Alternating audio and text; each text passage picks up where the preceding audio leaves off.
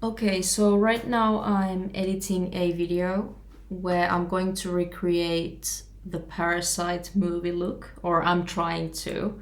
But I thought that I could make this kind of tutorial how I would start to replicate some kind of look. I'm editing this with DaVinci Resolve. So here I got my video, and here is the reference photo from the movie. And we are trying to kind of recreate this look. So where I would start is to create a node, and usually there is a node already. And then you will search for color space transform and you will add it to the node. And since I shot this with Panasonic, my input color space is Panasonic V Gamut. It depends. You can use also other color spaces, but since I have shot this with Panasonic, I will use this color space. And then input gamma. It depends on the camera, but most of the cameras use Rec 709. But if you are an Apple user, as I am, you should use 709A. I don't know why. It's weird and nobody really explains why, but you might want to use the 709A. Next thing that I will do is to create another node. There we go. Here I would maybe change or adjust the white balance, but since I already put it to the camera, I don't really have to do anything to it right now. So I will not touch the white balance. The next thing I will do is to label this node as light. I usually just put light. Actually, I have my reference photo here and I put a color palette to it. So we can see here are the shadows, midtones, and highlights. And we can, kind of like study this picture before doing anything. And we can see a lot of green here. And in my footage, it's pretty like bluish, red. There is a bunch of colors here, so it's not even close. So there's lift, gamma, gain, and offset. And I will start with gain and just bring it up. I don't want the light to break here, so I have to be very careful not to crank it too much. And gamma as well. There is much more light into it, but we can't really do anything with that. And there are not much shadows as well here, but I do have some shadows, but I don't want to break my pictures, so I have to be very careful with this as well.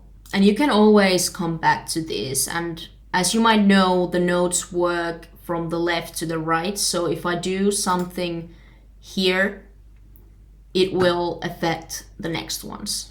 And then I will add node again and name it as, I don't know, maybe HDR. And we will go here. Now here are the color wheels. And here you can see dark, shadow, light, and the global. We have pretty like greenish shadow. So I will try to bring the shadows closer to the green. Usually I start from the shadow, because this does not affect as fast as the dark. Okay, so I will just leave it there. And then here a little bit towards the green. And then we have light. And here we have kind of this like beige, even maybe a little bit greenish light. And the sky is like very white. So we have quite blue sky here.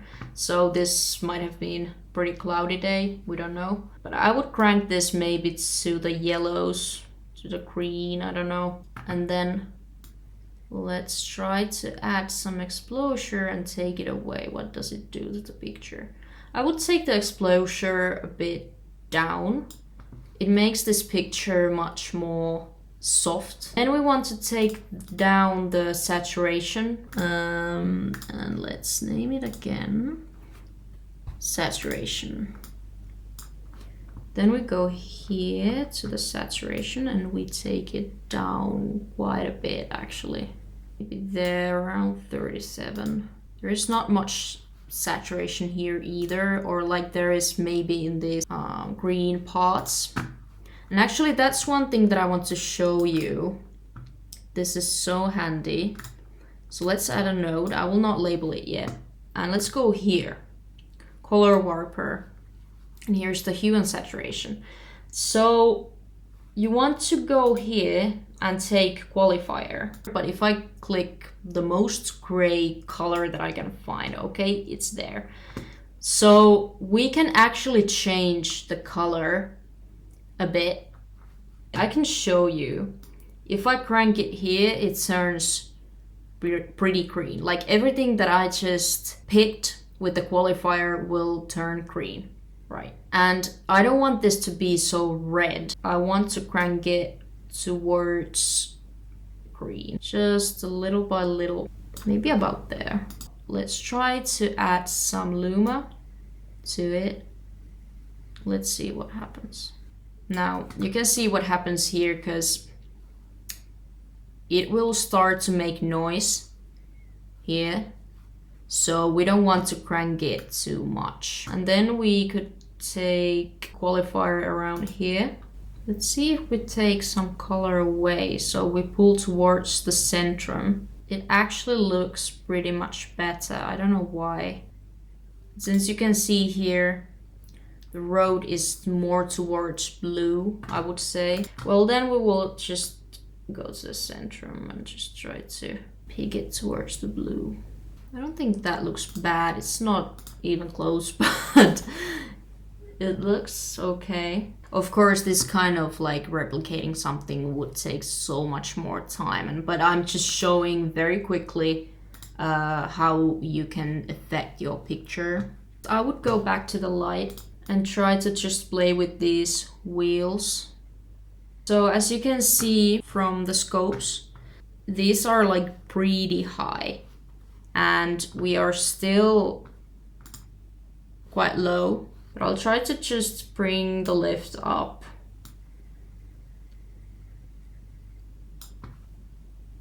And the gamma. And now let's see. We are now quite in the same range. So this is how I would start to replicate the pictures. And then you have to, of course, like, you might want to put some kind of LUTs on top of this, or like before you start to do anything, or if you have a power grade, you might want to use it. And also you can kind of change the light, like which direction it comes from as well. There is a setting for that as well.